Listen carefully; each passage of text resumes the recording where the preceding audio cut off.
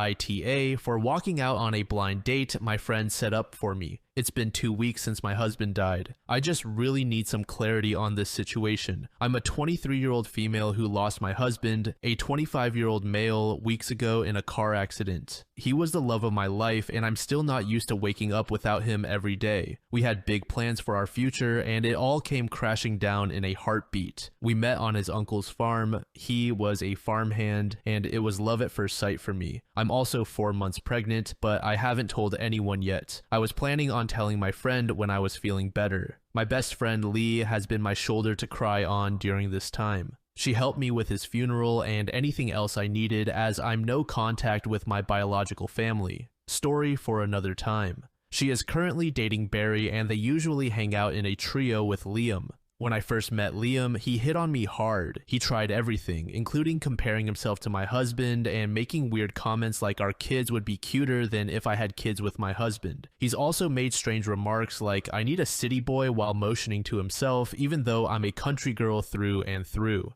Typically, I would shut him down or ignore him, but I would always get dirty looks from Barry. Skip to Sunday night. I received a message from Lee begging me to come to dinner with her because she wanted to treat me after everything I've been through in the last couple of weeks. Feeling a bit better about myself, I decided to go. When I arrived, she wasn't there, so I texted her asking how long she would be. She told me 5 minutes. She was just running late and was around the corner. So I sat down and ordered a drink. 5 minutes passed and she still wasn't there, so I gave her the benefit of the doubt and waited another 5 minutes. Just as I was about to call her, Liam came rushing over and apologized for being late. I asked him what he was doing there since I was waiting for Lee at a 2-chair table. He smiled at me and grabbed my hand. I quickly pulled it away from him and told him that I wasn't interested and that I certainly didn't care about getting to know him, that I had just lost my husband. Without missing a beat, this man stood up and said, "I know you're being overly emotional right now, so I'll forgive you for that. Sit down with me. I'm not saying we have to have sex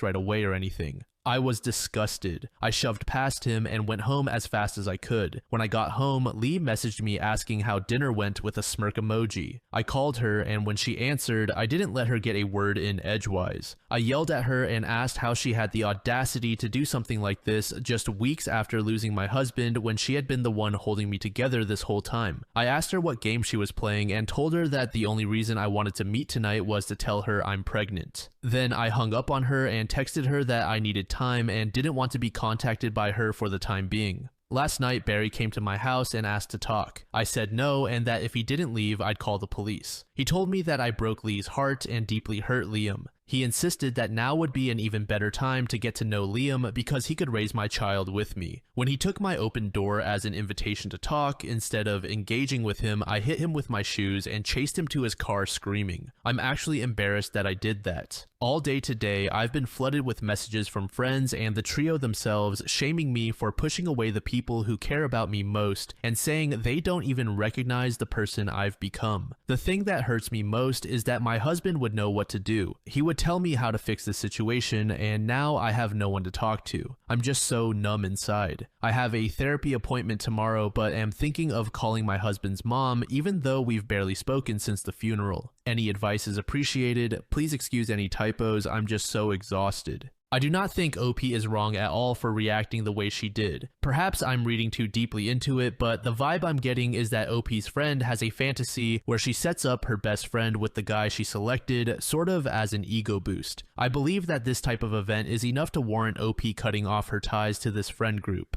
User Roman 1969 said, "The real problem here is your friendship with Lee. She may have supported you during the first few weeks of your loss, but she's certainly not your friend now. She's pimping you out to any bozo who comes along, probably at her husband's insistence. If they and anyone else think you can get over such a profound loss with a cheap fling, then they need to be out of your life. The fact that they're all in on taking advantage of a grieving pregnant widow is beyond creepy. Of course you've changed. You've just lost your husband, which would deeply affect any normal person. Cut them out of your life. No explanation needed. You and baby are all that matter now.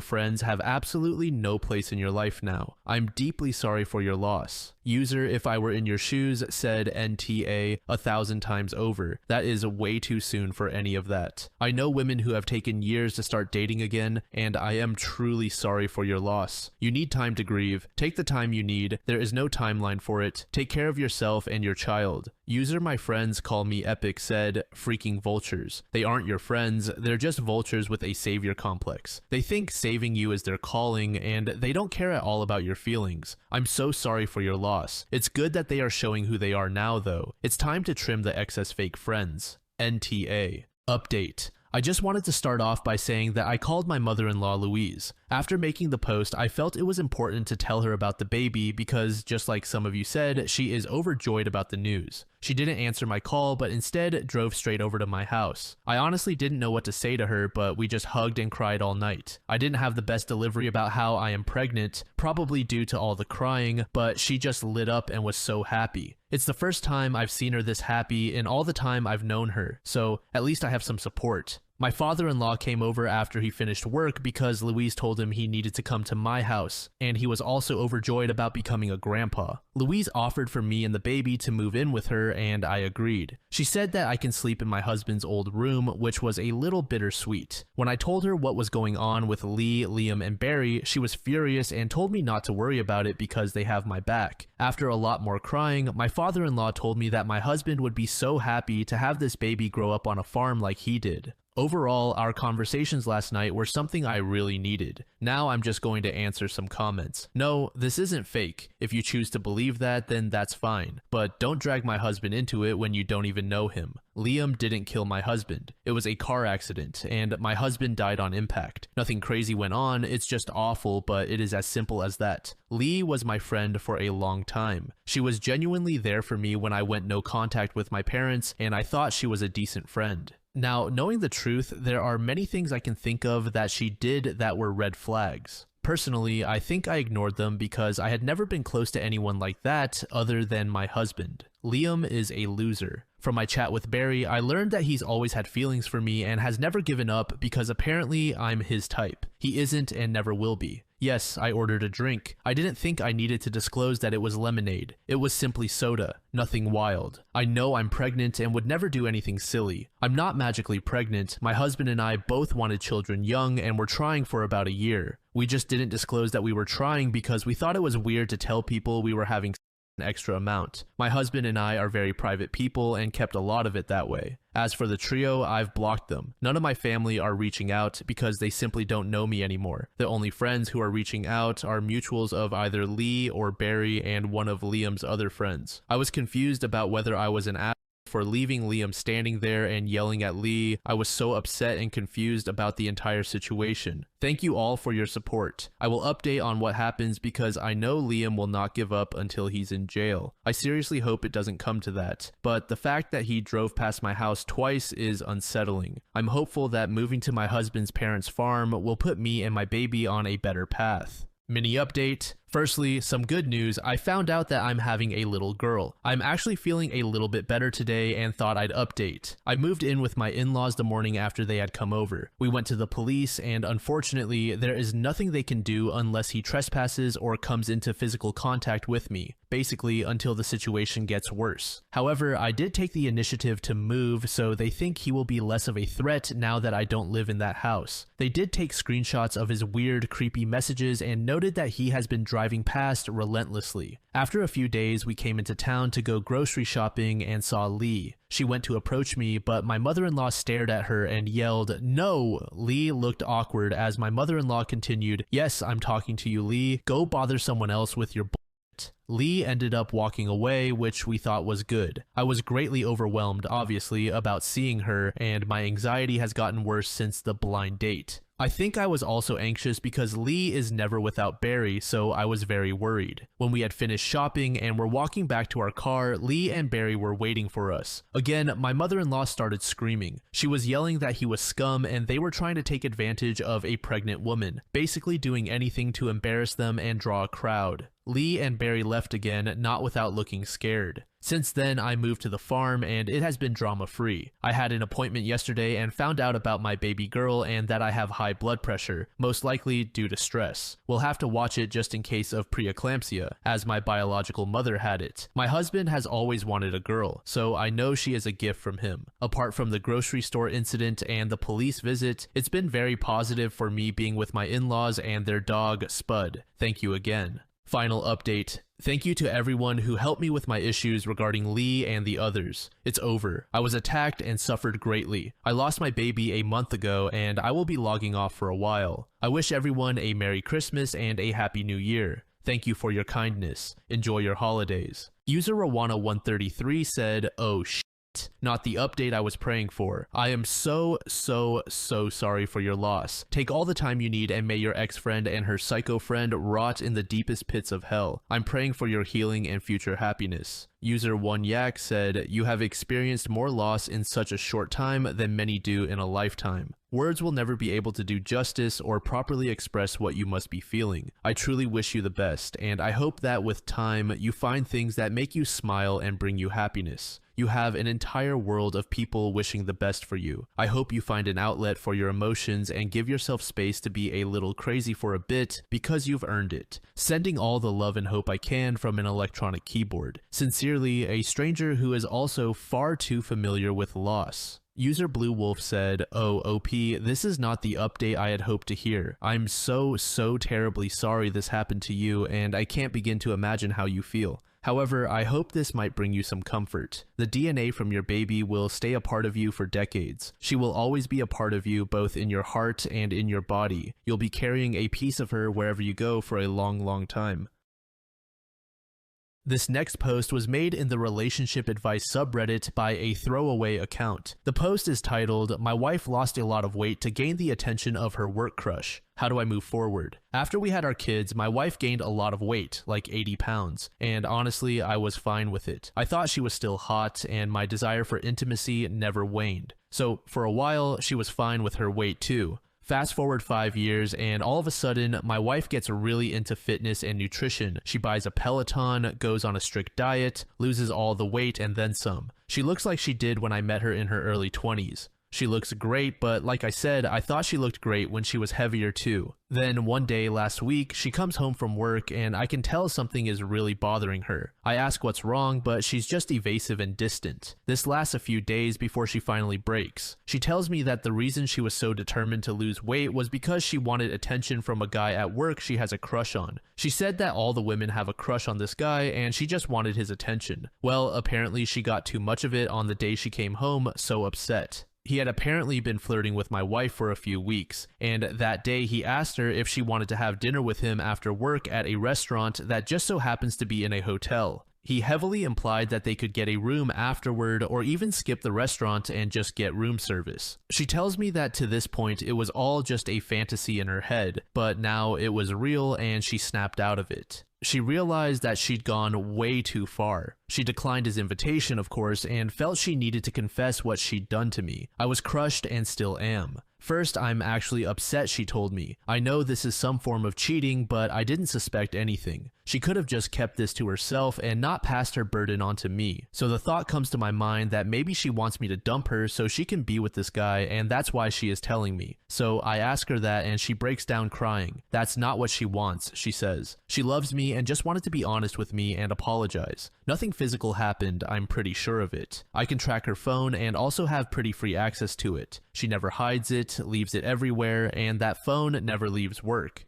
I suppose she could be cheating on her lunch break and leave the phone, but I just don't think she'd leave the phone and not be available for the kids. So I don't think I want to divorce. I love her and we have kids. But it's just eating at me that she did all the work she did to be attractive for another man. I don't know where to go or even what to ask of her. I just need some advice. Update. I want to thank everyone for commenting on my original post. I received some good advice, but above all, I just needed to vent. So thanks for listening. I talked more with my wife after my first post in an attempt to understand why she did what she did. From what she tells me, every woman in the office swoons over this guy. They all flirt with him, my wife included, and he never flirts back. A few of the single ones have basically thrown themselves at him, but still got nothing. So my wife thinks that when she was younger and thinner, she could and did have guys that look like him chase after her. She wanted to prove to herself that she could still get the attention of a hot young guy if she wanted. To answer a common question, yes, she was very heavily flirting with him, but she says that he knew she was married, and since she didn't plan on ever being with him alone, it was harmless. Now that I think about it, she was in a great mood in the few weeks prior to her breaking down. She was kind of all over me as well. We hadn't had that much sex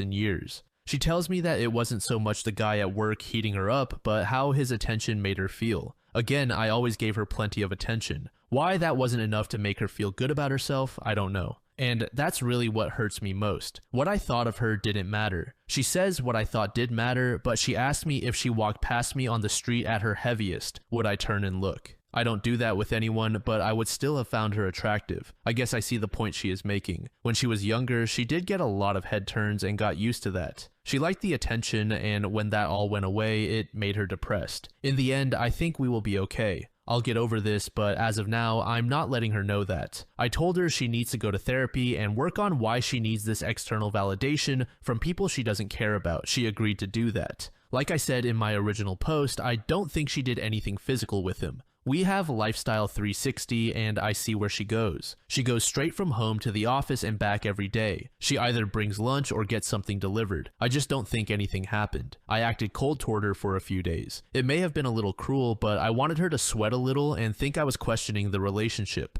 Selfishly, I wanted to see her panic and try to win me back. I felt I needed to see that she cares what I think of her. She was a mess, bordering on desperate. She cried a lot, which eventually broke me. I love her and couldn't stand to see her sad. So in short, she is going to go to therapy and we will do couples counseling down the road. Thanks for all the advice, everyone. User Hooligan8 said, not great, but not the worst. It sucks that the wife felt the need to emotionally cheat to build her self-esteem, and it sucks a little that OP was so intentional about wanting to emotionally hurt his wife to make himself feel better about a shitty situation. That said, I think they'll be fine long term. OP has clearly always been super into his wife, and the wife actually confessed on her own. Also, in this case, I think I believe OP's wife that this was more about an ego trip than actually wanting to sleep with a stranger. The fact that he can literally track where she is at all times, and the fact that she never got sketchy with her phone are important details in my opinion. To this user, Cat Psychological said, I'm a woman in her early 30s who has gained a lot of weight after being thin and hot in my 20s. It's crazy how differently people treat you, and it really can hurt your self-esteem even when you have a loving partner at home. It's a weird mind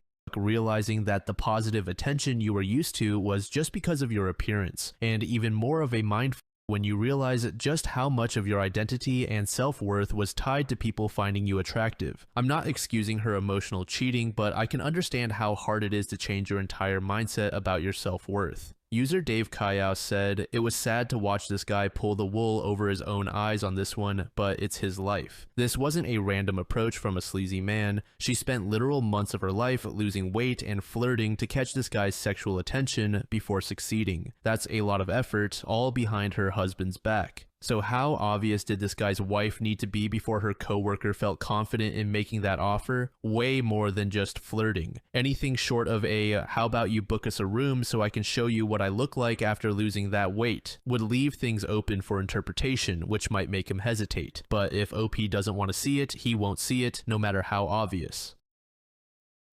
This next post was made in the relationship subreddit by a throwaway account. The post is titled, Ex-friend asked me about our relationship over 10 years ago. So this will be a weird one. I made a throwaway for it as I think this is a pretty unique situation that the person in question could very easily figure out is about them, and I don't want them knowing my main, if they even use Reddit. I am happily married with 2 children. My wife and I have been together for 8 years, married for 4. We were out shopping in our hometown when we ran into my ex-friend, her parents, and her children. She moved out of state over 10 years ago, and I haven't seen her since, nor have we had any contact other than Facebook happy birthday wishes. She is married with 2 kids of her own. Anyway, on to the situation. My Phil and her father are friendly with each other, both retired military, and occasionally have breakfast together with their other retired friends. When we ran into each other, ex-friend's dad congratulated my wife and me. We figured my Phil told him we're expecting our 3rd child. I saw my ex-friend look at my wife's belly and then acted distant for the rest of the exchange, whereas she was friendly starting off. We trade pleasantries and say goodbye. My wife and I continue about our shopping. By the time we're done, I check my phone and see I have a Facebook message from ex-friend.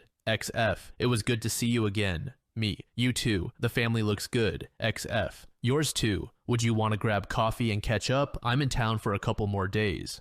Me, we're actually pretty busy, otherwise I would be down. I'm sorry. XF, I understand adulting. Can I ask you a question? Me, sure, what's up? XF, was I just not your type?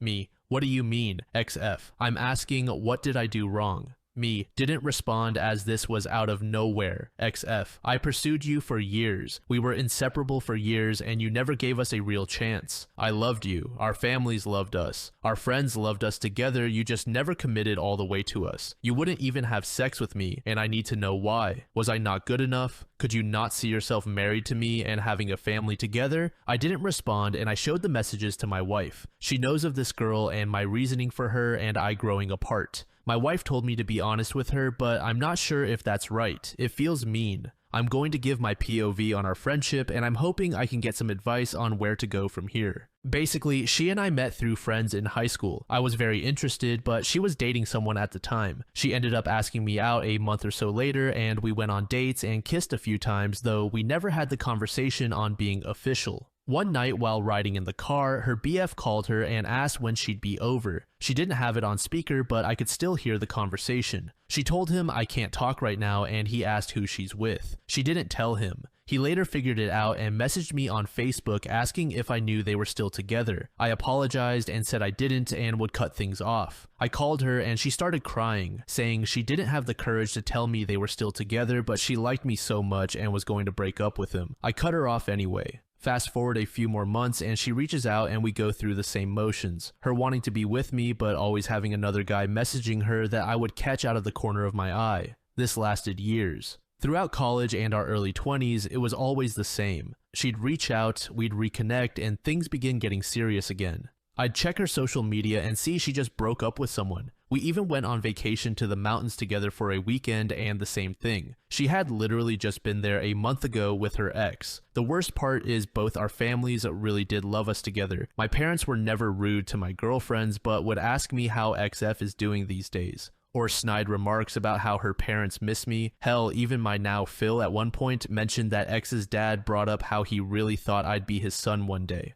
I confided in my friends years ago that I'm always just a rebound or backup plan, and that's why I could never commit or get more physical with her. They told me to just sleep with her when she comes calling and don't pursue anything more. The problem was I wanted more but felt used. Anyways, every time we would plan things out where more than likely on the table, I'd see a guy message her or I'd see a post on social media and it just killed my enthusiasm. When I say that, I mean literally. It crushed my confidence every single time. One of my best friends told me I didn't have to pay attention to all that and could have just had my fun with her. Didn't mean I had to chase a relationship with her knowing I was always a rebound. That felt shitty to me. I had other girlfriends here and there, but I wanted this girl. We just clicked, you know? But it's like some sort of goddamn mystical being was showing me a sign every single time things were going to progress our relationship. I just didn't want her to be getting over someone else or having someone on the back burner when we'd reconnect. Maybe that's my own insecurity, but I know how I felt and it didn't feel good.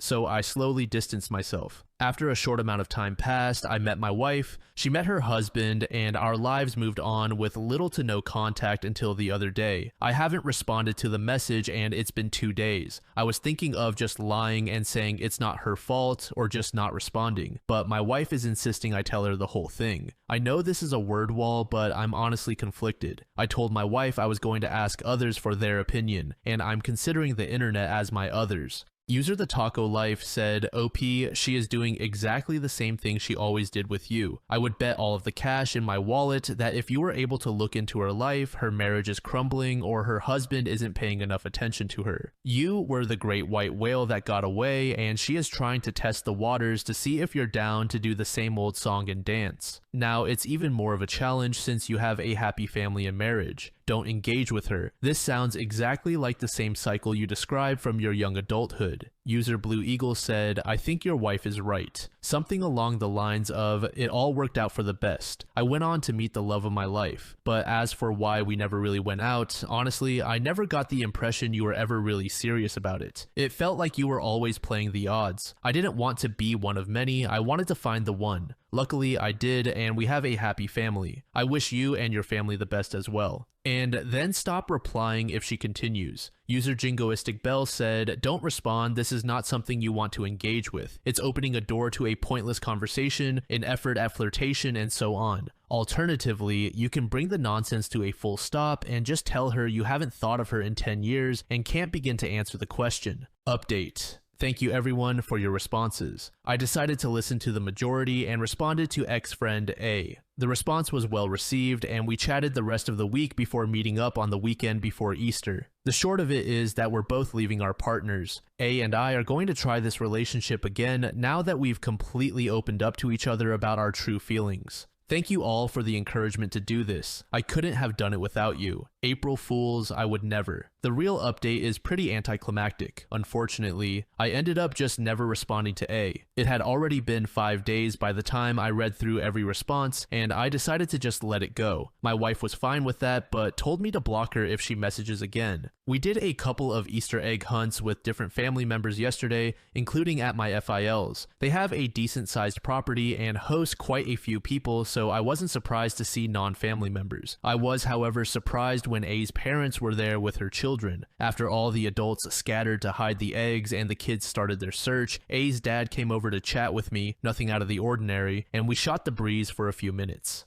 Towards the end, I asked if the kids were staying with them for Easter, and he basically told me that A and her husband were having some troubles and needed some time alone to sort things out. He didn't go into specifics, so I don't know exactly what those troubles are, but congratulations to those of you who called that one. For now, this should conclude the story. If she does happen to reach out again and I feel it's worth letting you all know what it says, then I will. Otherwise, thanks again. Blew up my marriage believing my husband cheated when he didn't. Cheating is something that I have always had strong opinions about. I have been cheated on before and it sucked. Everyone knows that I don't forgive cheaters. So when my sister-in-law staged an elaborate scheme about my husband cheating, I ended the relationship. My relationship, unfortunately, wasn't the only one that was affected. My sister-in-law Lisa, her best friend Emma, and my husband Jamie were best friends growing up. Emma got married early when she was 20. Her husband was abusive. She has 2 children with him. She got divorced 10 years later and was finally free from his abuse. She suffered a lot and was in therapy, her and her children. I met Jamie 4 years ago. We got married 2 years later. Everything was just awesome. What I didn't know was that Emma wanted Jamie, and Lisa made it her mission when Emma finally got divorced to bring her brother and best friend together. I didn't know any of this, so I never knew there was a hidden agenda when a few months into my marriage, I overheard Lisa talking about how Jamie was cheating with a married colleague of his. In hindsight, I can tell it was staged because she was saying unnecessary details and was very loud. She meant for me to hear it. I confronted her then and there, and she played very flustered and apologized. She begged me not to ruin my marriage. She told me Jamie loved me and she never wanted to lose me as a sister, but at the same time, she provided me with pictures and texts that were all photoshopped of my husband and his colleague. She begged me not to mention where I'd found out, and I was grateful for her support and promised her not to expose her as the source. I confronted my husband with everything and he adamantly refused to admit to anything. It hurt me more that he never admitted nor apologized, ever. He asked me where I got this information, but I kept my promise and told him it was an anonymous tip.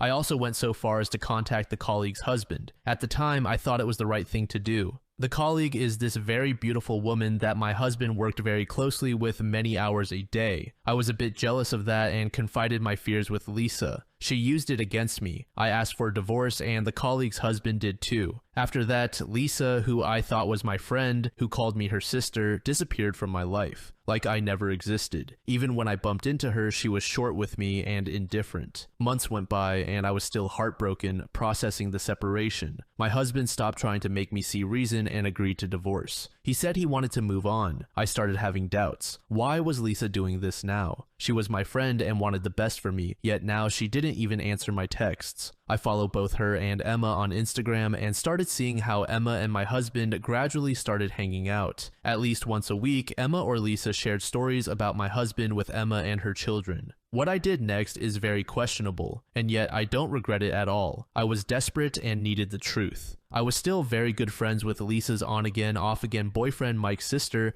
I told her my doubts and everything. I told her that Lisa was my source, that my husband was cheating, and that I was starting to doubt everything and needed their help to unearth the truth. Mike was easier to persuade to help me than I expected. He had Lisa's passcodes and went through her messages with Emma. And there was everything. They had plotted every detail. They used my idiocy and insecurity and made me throw away the best thing that had ever happened to me. He sent me all the proof I needed, even the original photos they used to Photoshop my husband with his colleague. My world was turned upside down again, and I went down a deeper depression. I stayed in bed, called in sick for 2 weeks. I had not only ruined my life, but also another family. I don't know why I'm writing here, whether I want advice or just to vent. I don't blame anyone but my own stupidity for ruining my marriage. I should have trusted my husband and the love he's shown me. I should have been honest with him about everything and where I got the news that he was cheating from. I should have not gone to hurt the colleague and her family just because I thought her beautiful. She has since quit her job and moved, but I still had her husband's contact information. I had to at least apologize. We met and I told him everything. He was so angry with me. He was crying and yelling at me, and all I could think was that I deserved every insult he threw my way. I found the colleague on Instagram and messaged her everything and a long apology. She didn't answer me. I don't know if I should tell my husband too. I know I don't deserve him at all. And I know that he doesn't want me anymore, but maybe he should just know what Emma is doing and what she's capable of doing. He deserves to know the truth. Maybe I could start with reassuring him that I'm not trying to win him back. I'm just trying to help him understand and apologize. I need to apologize for everything. I don't know.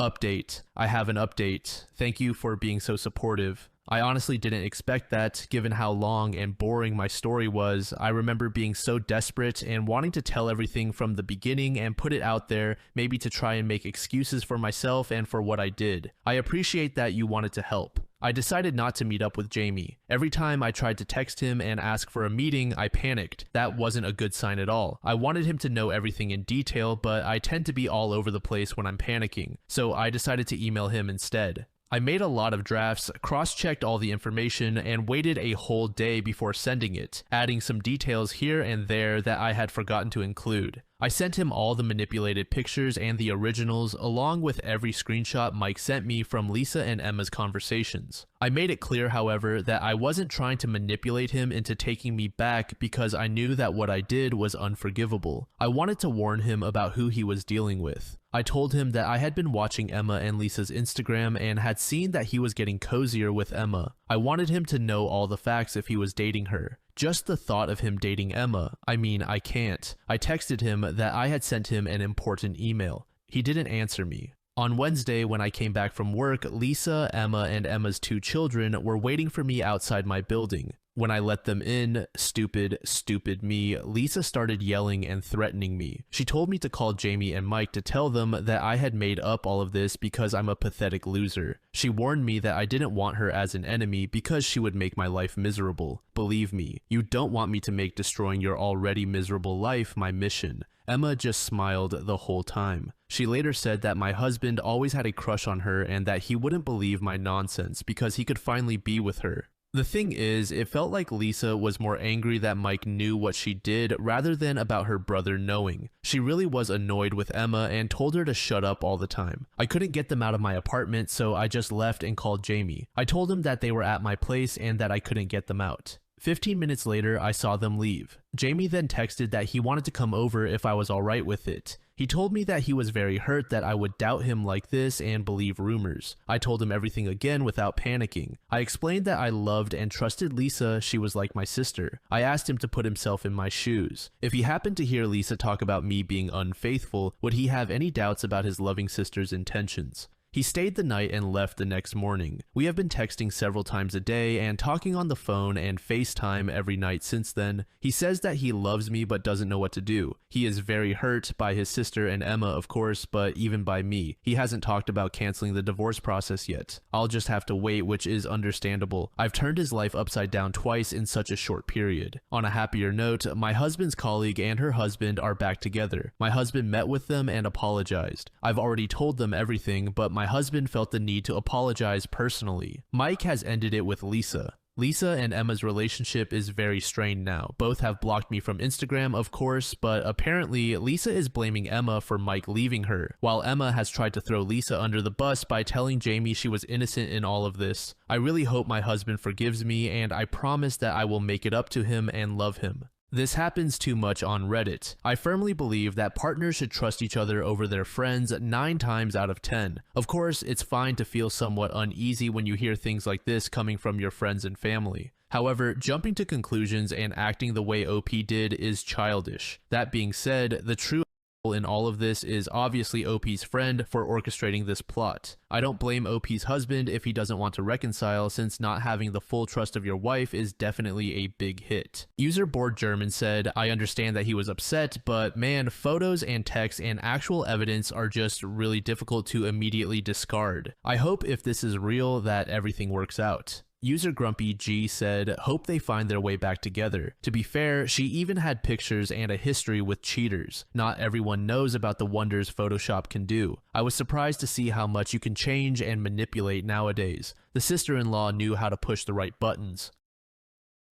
This is the latest in a string of disagreements that we've recently begun to have regarding our son as he enters his teen years. I met my wife in youth group before eventually getting married years later, but she's been the stricter one between us. While I believe in being strict to a point, I think there are times when she's been unreasonably strict. Times when I've had to step in and put my foot down. I remember when our son asked to skip youth group on a Friday to go to a friend's birthday party, but she said no because God is supposed to come first. While I understand that, I told her she was being unreasonable and that missing an occasional Friday wouldn't hurt. A similar conversation took place on one of his birthdays when he wanted to sleep in, but she wanted him to come. I again told her that it wasn't a big deal, and although he was allowed to stay home in the end, she was upset in the car and most of the time at church. In addition to this, she doesn't want him to have friends who aren't Christians, and that was one of the bigger arguments we had. When I asked her why she felt that way, she pointed to many mistakes she made after drifting from God after graduating high school and thinking that she didn't need him. She said she was trying to help him avoid making the same mistakes. I told her that while I understood where she was coming from, forcing him to do or go to something he doesn't want to will not help him long term and will only make him resentful later on. But she's convinced that he'll turn to drinking and other things like she did, often saying those memories stick with her to the point where she doesn't want him ever having to live through her mistakes. The reason I'm writing this is because of our latest argument. She wants him to quit gymnastics because she thinks that being around a bunch of girls in tights is unhealthy, along with how God wants us to shield our eyes from things that could distract us from him. She also says the sport provides many easy opportunities for him to become lustful in an environment that seems completely normal. I already knew that trying to talk her out of this would be almost pointless, but I tried nonetheless. I told her that while she can think whatever she wants, it doesn't mean that others will think the same way. I also told her there's nothing immoral about doing gymnastics, especially since he's passionate about it, but she said she didn't want him around an environment that often harbored girls of different ages and that the last thing she wanted was for him to start looking at younger girls. This is where I snapped and told her that while I supported her desire to talk to him about purity, she was wrong for putting her religious bias into everything and assuming the worst for our son. I also told her she was wrong for assuming our son would think like that and for viewing gymnastics in such a negative light. She then told me that she'll no longer drive him or allow him to go at the end of his current class. I told her she's wrong and constantly over the top about everything, presenting a distorted example of Christianity to him. I went to bed since I had work in the morning, but the conversation took place right before I was heading to bed. She wanted to talk first. When I went to work today, my son called me and told me what she said, that she had told him this would be his last semester in gymnastics and that it is her duty to protect him while he lives under our roof. When I came home today, I wanted to talk to her over dinner. I told my son he could take his food upstairs, but she insisted we were going to eat at the table. After we were done eating, she said her decision was final since she's the one who has to drive him in the first place. When I tried to talk to her, she didn't want to hear it. Eventually, I told my son that I would talk to her and not to worry about anything. He looked a bit better after I said that, probably because he knew I usually sided with him, but I'm slightly torn on this one. She's the one who drives him, and she's the only one who can while I'm at work. I'm considering asking someone else to carpool him, but I'm disgusted by the fact that I even have to do that. My main issue is how she doesn't want him to continue after this semester. I'm considering using my own money to pay for it myself.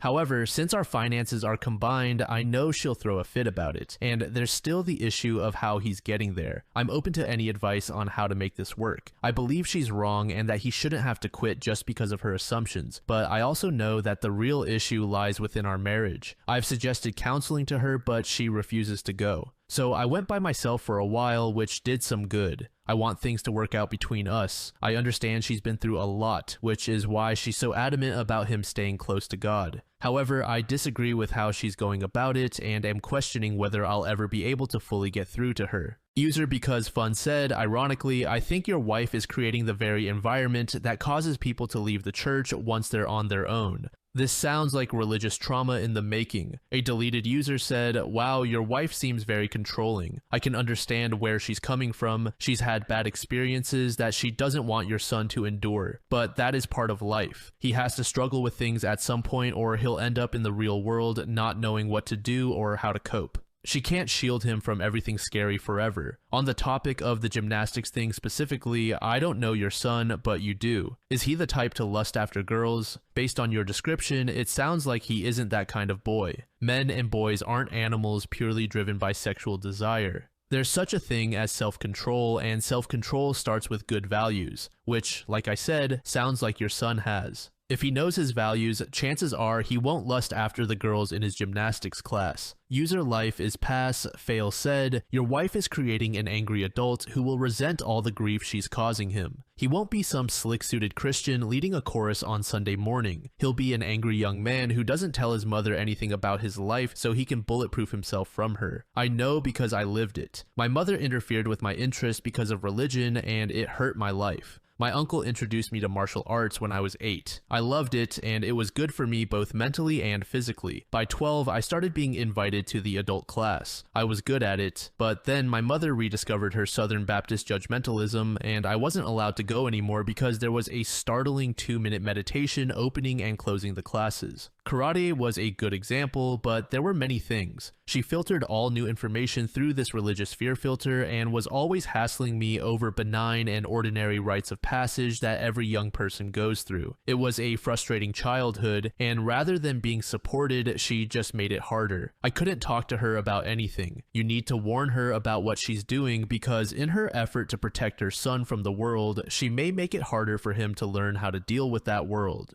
Parenthood is future adult training, and avoidance is a poor counterfeit for confidence. Update. It's been a couple of days since my original post, so I'll get right into it. The short version of last time was that my wife wanted my son to quit gymnastics because she thinks that being around other girls in gymnastics apparel would cause him to lust and be ungodly. This is in the aftermath of her talking to him about purity and whatnot. Over the years, I've been too passive about her ways. When she guilted him into wanting to skip a single youth group meeting to go to a birthday party, it was all under the impression that God is supposed to come first in everything. She also doesn't want him having friends who aren't Christian because she thinks that will push him further away from God. I consider this a contradiction to the Great Commission in the New Testament. Not that I'm someone who advocates trying to bring religion into every conversation or comes off as that weird person, but Jesus spent the majority of his time around people who weren't perfect saints, which is the opposite of what she's mandated. When she tried to force him to skip the party to put God first, I overruled her, taking the easy way out.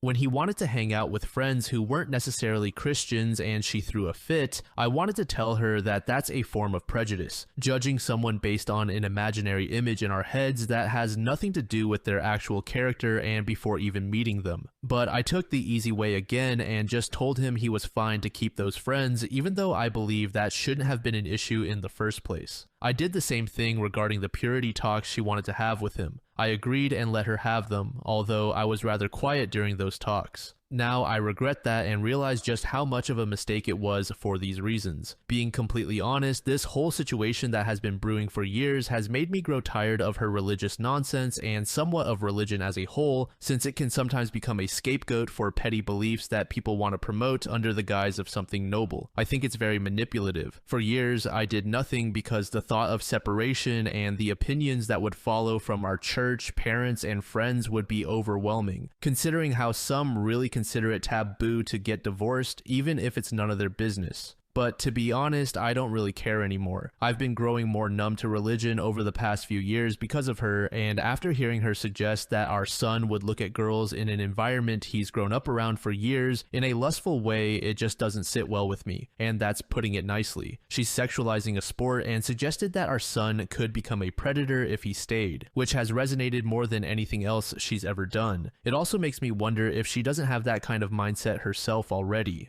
So what did I do? Before doing anything, I decided to talk to her one-on-one about the matter. I asked if she had anything against gymnastics personally, and I told her that trying to make him quit would only make him hate us. She replied with something along the lines of how the world has a habit of making everything that isn't sexual, and that the gymnastics environment promotes girls in clothing that can be easily looked at wrongfully. She then went on to say things about how God wants us to have clean eyes and similar sentiments. When I suggested that perhaps she was projecting her personal problems onto him, which I debated whether it would be too harsh to say, but chose to do anyway, she just said no and didn't want to talk about it. I eventually asked if she'd be willing to go to counseling with me, a professional counselor we could find in the area. She said no. Then I offered to talk to someone inside the church as a second option, but she became defensive and said that I was trying to embarrass her in front of her friends. I told her that wasn't true and that she wasn't cooperating when a marriage is supposed to be about working things out.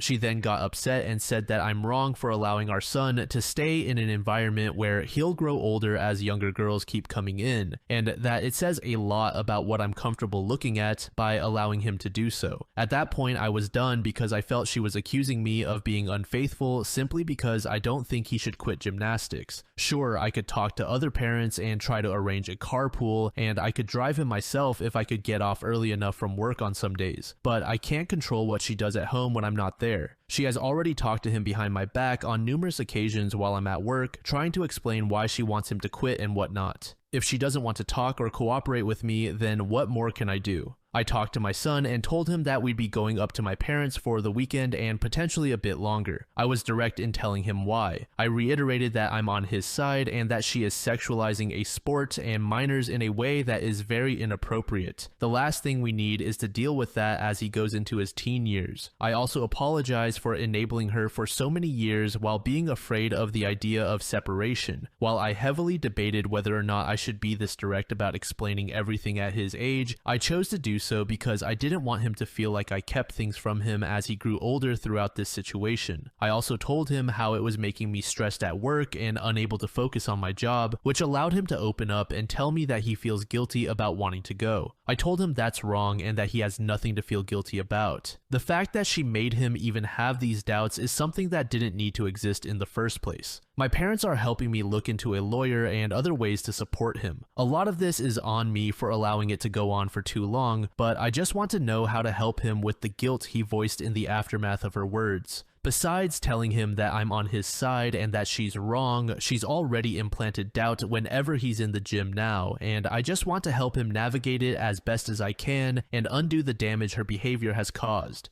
As for my wife, she didn't know we left until after we got there, but I told her exactly why we had left, and she was slightly apologetic on the phone. I asked her again if she'd be willing to go to counseling, but she accused me of trying to manipulate her into going, so I told her to call back if she had a change of heart. My main priority remains undoing the damage she's done to our son while recovering mentally myself and potentially working through a separation unless she shows she's willing to change, which I have my doubts about considering we left and she still wouldn't consider counseling. Just being up here is more peaceful and needed after the stress of work and being in that home. Final update. It's been almost a month, so I wanted to come back to this. I'm not going to lie, I'm really tired at this point. I wrote a lot the last 2 times, but I don't think I will this time because I'm really losing my energy about it. Basically, when we were still staying at my parents', I told her why we left and that I'd return if she had a change of heart when we first talked. However, she refused to budge on her stance that it is inappropriate for him at his age to be in the same gym as little kids, preferably girls from a purity standpoint. She believes that the world has a habit of turning everything that isn't sexual into something sexual, and she thinks that the sport just serves as eye candy for lustful people who can watch girls run around in leotards, as she often points out. She's told him this nonsense while I'm at work, and it drives me crazy. I couldn't focus knowing that she's at home telling him things I'll have to undo later. I've stated in my updates that a lot of her behavior is on me for being lax over the years, but I'm trying to do better. It's been really stressful, and it still is almost a month later. While we were at my parents', she began telling her parents and mutual friends false things about me to the point where her parents and some of them started calling or messaging me on her behalf, calling me a bad husband along with other things. Apparently, she told them that I kidnapped our son and made other claims about how I'm this horrible person because of her lies, not to mention something about me putting my hands on her, which I swear never happened at any point in our lives or even when we were talking about going to counseling. My parents told me that she was trying to guilt me into returning under her terms and that I should continue to stay with them because she has truly gone off the rails. We've been here ever since, but I've taken a leave from work because my mind hasn't been in a good place for over a month due to everything that happened at our house. The new lies, the stress my son feels, and finding a lawyer while researching other legal matters with my parents. It's taken a lot of time out of my parents' lives too, but they've been amazing, and I want to thank them when it's all over, and even before then. From talking to the police and organizing documentation for them and my lawyer, I'm tired right now, and my parents are too. We're still trying to figure it out and know that this will probably be a long process. I don't care how much it costs to debunk her lies and get us both into therapy. My son, however, does not want to go. I told him alongside my parents that he could go with me or alone only if he wanted to and that we weren't forcing him. He said he didn't want to at the time, so we've left it for now instead of forcing the issue. I've begun talking to a therapist in my spare time online as well, and my parents are helping me pay for it a little. However, my son doesn't want to do gymnastics anymore, and he's still hard on himself for everything that's transpired, despite the many times my parents and I have tried to assure him that nothing is his fault. All of it is mine for letting her go down this slippery slope for so long. He's had no desire to continue and has voiced guilt about being around girls and making them uncomfortable without even knowing he was doing so. I told him that was his mom putting that in his head and that it isn't true. I regret going along with her desire to teach purity and keeping us in a church that ostracizes people for having an abortion. Like one girl I mentioned in my second update, the same church where she has spread her lies about me. I have no intention of ever returning there again. In regard to his schooling, that's another mess at the moment. He hasn't been in class because she went to the school too, and my lawyer thinks it's best to hold off on that for now for his well-being and the fact that she could show up there herself. However, he wants him to go back sooner rather than later, and I do too. I'm trying to see if there's a way he can do most of his work online or something, but I'm still working on that at the moment. Most importantly, I'm trying to encourage him to speak to someone about how he feels, something far beyond what I'm able to help him with from a professional standpoint, and I'm standing by him until he decides to pursue anything else. From a mental standpoint, he feels guilty, not just for what happened with his mom, but also about the things she said to him regarding him lusting after girls without him even knowing it at gymnastics. I don't want him to develop a complex over her nonsense. My other main priority is getting a divorce after this last straw. I can't take it anymore, and I don't know how much longer this will continue. Probably a while. He's tired of gymnastics and not in a good state right now. My parents think it's best for him to see someone sooner rather than later, which is why I'm likely going to make him go at some point. However, I don't know the best way to approach that without coming off as forceful in a way that he'll resent. If anyone has any advice on how to encourage him to go in a way that doesn't make him upset or unwilling to potentially help us with some of the legal issues she might have brought up with him, I'd really appreciate it. This hasn't been easy on him, and I just want it to be over. I'm aware that this is the consequence of letting her get away with small things over the years that have boiled into this situation, but if we can come out alright, then maybe we can both somehow be stronger at the end of it. This next post was made in the AITAH subreddit by a user named Axel Barillas. The post is titled, "My GF rejected my proposal because it didn't meet her expectations." For context, my girlfriend and I have been together for 6 years, and over Thanksgiving weekend, I took her on a week-long trip to Hawaii with the intention of proposing to her. I even asked her parents for their blessing and showed them the ring a couple of days before we left for the trip. We have talked about marriage before, and we've both agreed that we want to marry each other, so the idea is nothing new and actually a frequent topic. The issue is that she wanted a grand wedding proposal similar to the ones you might see on TikTok or Instagram. Big "marry me" letters on the beach, rose petals on the ground, lights, mariachi, etc. I was absolutely on board with doing that for her if it made her happy, but that was something to be planned at a beach back at home since I wouldn't have the resources to plan it for a trip to somewhere we'd never been. We booked everything as a last-minute vacation just 5 days prior, ironically after she sent me videos of people vacationing in Hawaii.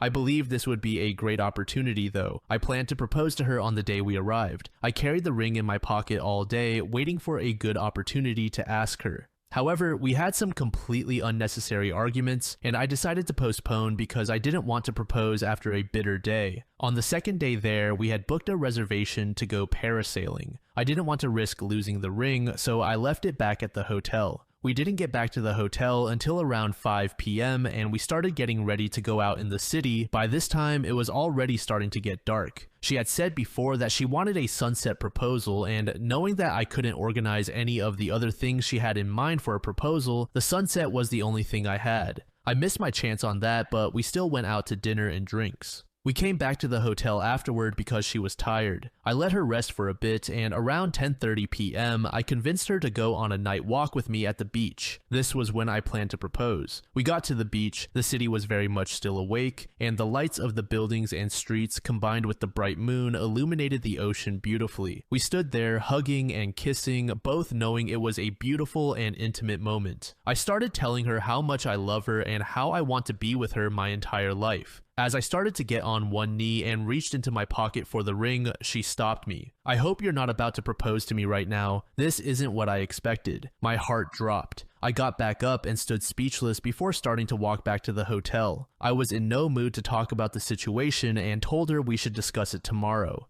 We talked about it the next day and she insisted that I do it again, but this time the right way during sunset. I told her I couldn't do that because she had already rejected me. She said she didn't reject me, she just felt it wasn't how she would have wanted it to happen. We spent the next 4 days in Hawaii in a very tense state, but had to deal with it until we got back home. We lived together, but for the first night after returning home, she went to sleep at her parents' house. Now she's back, but I don't want to be home with her there. What can be the outcome of this situation? I obviously didn't want this to happen during our vacation, but I can't see it any other way. Is this a valid reason for me not wanting to be with her anymore? I also don't think it's right for me to redo the proposal. Update. So, we had another conversation about it once she came back home from her parents. She's still adamant that I failed to meet her expectations. Admittedly, I understand I didn't do any of the things she had visualized. I want to emphasize that we're young, and the proposals she's seen on social media are nothing but trends. These proposals have become popular in maybe the last year or two. Prior to that, she told me she wanted an intimate proposal, especially away from the public eye. People are telling me I'm wrong because I knew exactly what she wanted and didn't do it.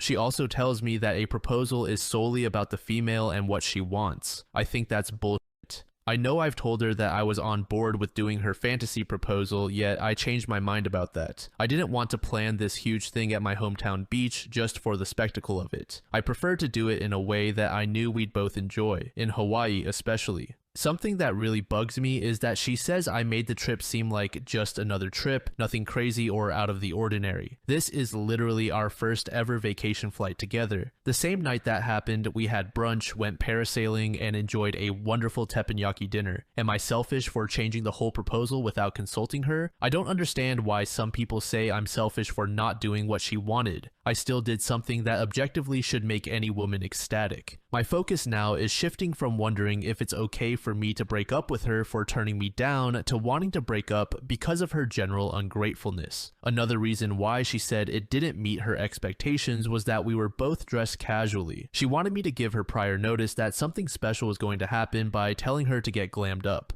Note: to those asking why I couldn't propose the next day at sunset, another requirement for her proposal was for her dog to be there, which she told me at the same moment after saying it wasn't what she expected. She absolutely adores this dog and has always told me she wants him to be the ring bearer at our wedding. Sure thing. If it makes her happy, I really don't mind. The issue is that she also wanted this to be the case for the proposal, which I was completely unaware of. She was just too focused on how she wanted the proposal rather than being excited about being with me. Update 2. We had the breakup talk. My girlfriend has always been a bit self-centered. I've known that and have been able to put up with it. About 4 months ago, she started having therapy sessions. I don't know how long they last, what days they are, or what they talk about. I do know that she has become an entirely different person. She's been more compassionate and cooperative with me. The things I've always wished for her to be more of. This has caused me to be fully ready to commit to a life with her, hoping this new mentality is permanent.